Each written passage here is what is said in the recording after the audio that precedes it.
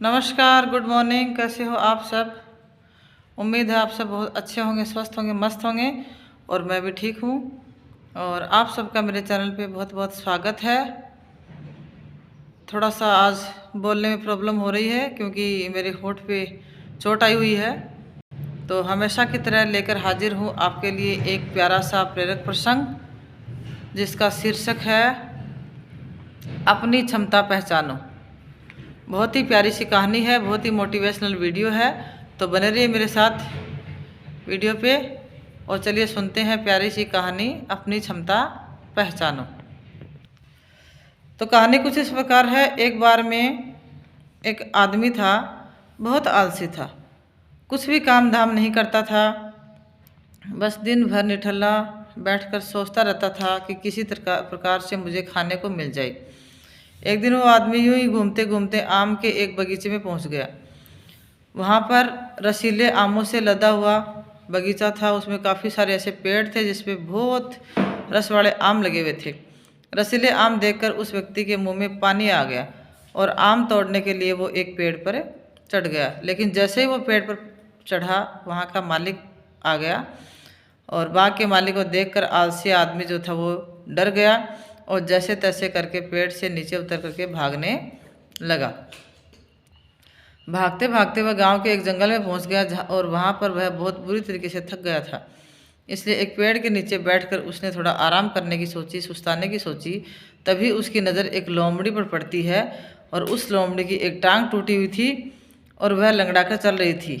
लोमड़ी को देखकर आलसी आदमी सोचने लगा कि ऐसी हालत में भी जंगली जानवरों से भरे जंगल में यह लोमड़ी कैसे बच गई, अब तक इसका शिकार क्यों नहीं किया गया है। ऐसी जिज्ञासा उसके मन में आई और वह व्यक्ति एक पेड़ पर चढ़ गया और वहाँ बैठकर देखने लगा कि अब इस लोमड़ी के साथ आगे क्या होगा।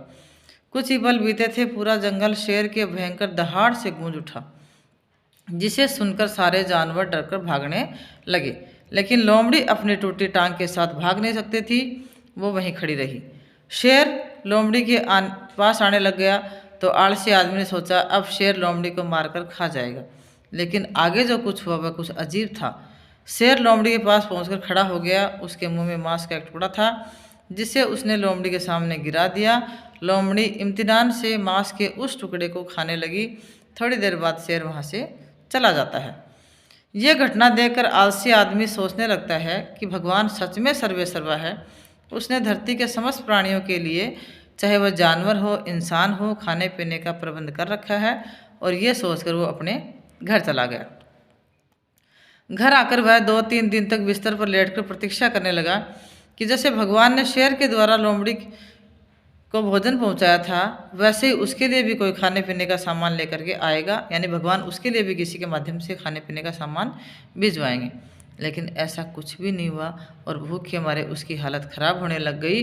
आखिरकार उसे घर से बाहर निकलना ही पड़ा और घर के पार उसने एक पेड़ के नीचे बैठे हुए बाबा दिखाई पड़े। वह उनके पास गया, जंगल की पूरी कहानी, पूरा वृत्तांत उनको सुनाया और बोला, बाबा जी, भगवान मेरे साथ ऐसा क्यों कर रहे हैं? उनके पास जानवरों के लिए भोजन का प्रबंध है लेकिन इंसानों के लिए क्यों नहीं है? तो बाबा ने उत्तर दिया कि बेटा, ऐसी बात नहीं है। भगवान के पास बहुत सारे प्रबंध हैं, दूसरों की तरह तुम्हारे लिए भी हैं, लेकिन बात यह है कि वे तुम्हें लोमड़ी नहीं शेर बनाना चाहते हैं। तो गाइज, इस कहानी से शिक्षा मिलती है कि हमें अपने अंदर या अपने भीतर की क्षमताओं का जो असीम भंडार है उसको पहचानना चाहिए। अपनी अज्ञानतावश हम उसकी पहचान नहीं कर पाते हैं और स्वयं को कमतर समझकर दूसरों की सहायता की प्रतीक्षा करते रहते हैं। इसलिए खुद की क्षमता पहचानिए, दूसरों की सहायता की प्रतीक्षा मत कीजिए। इतने सक्षम बनिए कि आप दूसरों की खुद सहायता कर सके।